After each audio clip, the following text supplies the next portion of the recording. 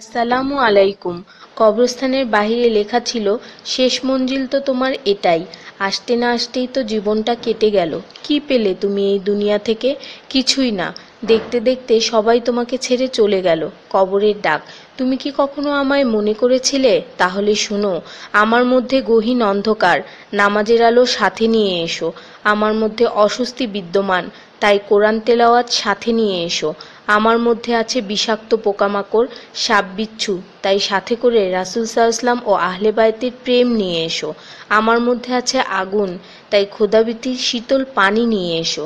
মেসেজটি নিজের মোবাইলে সংরক্ষিত কন্টাক্টের সব মুসলিম ভাই বোনদের সেন্ড করুন। কে জানে, হয়তো কেউ আমল করাতে আপনারও গুনাহ মাফ হয়ে যেতে পারে। ঈমানের পর যার নামাজ উত্তম তার জীবন উত্তম, যার জীবন উত্তম তার মৃত্যু উত্তম, যার মৃত্যু উত্তম তার কবর উত্তম, যার কবর উত্তম তার আখিরাত উত্তম, যার আখিরাত উত্তম তার জন্য জান্নাত নিশ্চিত। সো ডোন্ট মিস নামাজ। সোয়াবের জন্য হলেও অন্ততপক্ষে একজন বন্ধুকে তো অবশ্যই এই মেসেজটি সেন্ড করুন। আল্লাহ আমাদের উপর সন্তুষ্ট হন, আমিন। 5 জায়গায় হাসাহাসি করা সাধারণ গুনার চেয়ে 25 গুণ অন্যায়। 1. কবরস্থানে। 2. জানাজার পিছনে। 3. কোনো মজলিসে। 4. কোরআন তেলাওয়াতের সময়। 5. মসজিদে। শুধু একবার কাউকে পাঠান, অনেক মানুষ এসব গুনাহ করা থেকে বেঁচে যাবে। একা আছেন, আল্লাহকে স্মরণ করুন। কষ্টে আছেন, মুহাম্মদ ও আলে মুহাম্মদের উপর দরুদ পড়ুন। মন খারাপ থাকলে ইয়া হাইয়্যু ইয়া কাইয়্যুমও পড়ুন। টেনশনে থাকলে ইয়া রাহিমও পড়ুন। ফ্রি থাকলে মেসেজটি ফরওয়ার্ড করুন।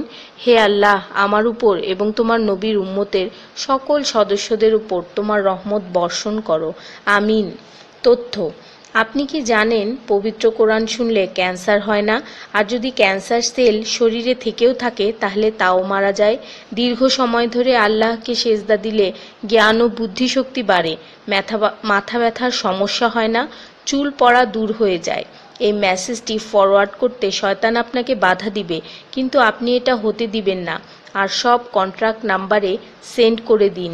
কোরআন ও নবীর সুন্নত ও তার সম্মানিত সাহাবী এবং আহলে বাইতের অনুসরণ করুন। ক্যান্সার একটি ভয়ঙ্কর রোগ।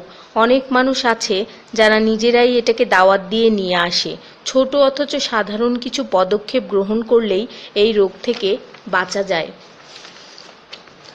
বেশিরভাগ মানুষ খাবারের পরপরই পানি পান করে নেয়। খাবারের পর পানি পান করলে রক্তে বিদ্যমান ক্যান্সারের জীবাণু থেকে তৈরি হওয়া ক্যান্সার সেলগুলোকে অক্সিজেন সরবরাহ করে। নবী পাক সাল্লাল্লাহু বলেছেন, খাবারের আগে পানি পান করা শেফা। খাবারের পরপরই পানি পান করা কলেরা রোগের কারণ, তাই সর্বোত্তম হলো খাবার শেষ করার কিছুক্ষণ পর পানি পান করা। তিনি আরও বলেছেন, 1 চিমটি লবণ খেয়ে খাবার শুরু করো আর 1 চিমটি লবণ দিয়ে খাবার শেষ করো।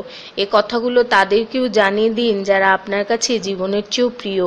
যদি কোনো ব্যক্তি ঘুমানোর সময় 21 বার বিসমিল্লাহির রহমানির রহিম পড়ে, আল্লাহ তখন ফেরেশতাদেরকে হুকুম দেন এই ব্যক্তির প্রতিটি নিঃশ্বাসের বদলে নেকি লেখা হোক। আপনার মোবাইলে যত নাম্বার সেভ করা আছে তাদের সবাইকে এটা ফরওয়ার্ড করুন, আর তখন দেখবেন কত মানুষ আপনার কারণে বিসমিল্লাহ পড়ছে।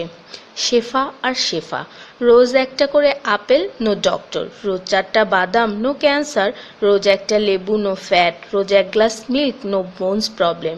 রোজ 12 গ্লাস পানি, নো স্কিন প্রবলেম। রোজ 4টা খেজুর, নো উইকনেস। রোজ 5 ওয়াক্ত নামাজ, নো টেনশন। রোজ কোরআন অর্থসহ তেলাওয়াত, happy and happy. So don't stop forward please. স্কিনের জন্য অজুর পানি, হার্টের জন্য কোরআন তেলাওয়াত, স্বাস্থ্যের জন্য নামাজ, আর খুশি থাকার জন্য আল্লাহর জিকির করুন।